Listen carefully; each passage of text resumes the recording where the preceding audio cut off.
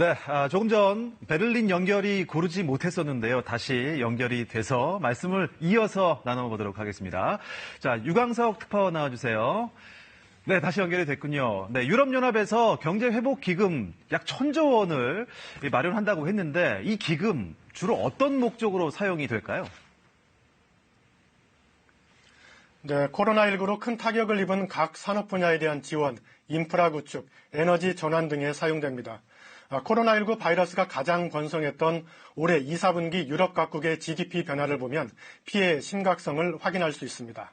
스페인 마이너스 18.5%를 비롯해 포르투갈과 프랑스 등 주요국 대부분이 10% 이상 GDP가 감소했습니다.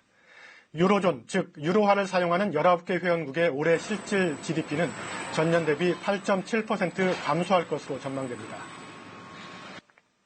Und gleichzeitig eine Antwort auf die größte Krise seit Bestehen der Europäischen Union gegeben, in Form des Wiederaufbaufonds.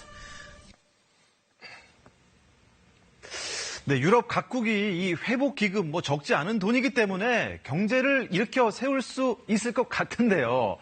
과연 어떤 평가가 나오고 있습니까? 사상 유례 없는 피해였던 만큼 회복기금도 이전에 없던 대규모로 편성됐습니다. 그런 만큼 각 산업에 숨통을 틔워줄 것이라는 기대감이 나옵니다.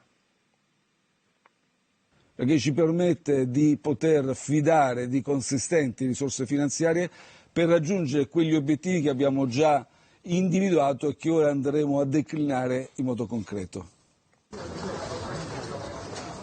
신중론도 있습니다. 각국의 경제구조 개혁이 없으면 효과가 제한적이라는 겁니다. 노동시장과 공공행정, 교육 시스템 등의 광범위한 혁신이 필요하다는 평가가 나옵니다. 각국의 경제회복 외에 이번 회복기금은 유럽연합이 모처럼 회원국 간 이견을 딛고 연대를 보여줬다는 의미도 큽니다.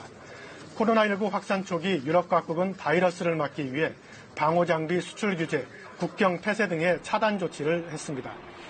피해가 큰 나라에 대한 지원이 제대로 이루어지지 않았다는 비판이 뒤따랐습니다. 따라서 회복기금 조성 합의라는 신뢰의 효과가 돈 자체보다 더 중요할 수 있다는 분석도 나오고 있습니다. 어떻습니까? 이 회복기금 지원에는 법치주의, 또 민주주의 존중과 같은 전제 조건도 달려 있는데 이를 두고 논란이 일고 있는 것 같습니다. 네, 민주주의 원칙과 기본권을 침해하는 회원국에는 회복기금을 깎아야 한다는 목소리가 나오고 있습니다. 정부의 권력 남용, 사법부 장악 시도 등으로 비판을 받고 있는 헝가리와 폴란드를 겨냥한 겁니다. 이에 대해 해당 국가들은 부당한 내정 간섭이고 근거 없는 주장이라고 반발하고 있어서 국가별 지원금 책정 과정에서 진통을 예고하고 있습니다.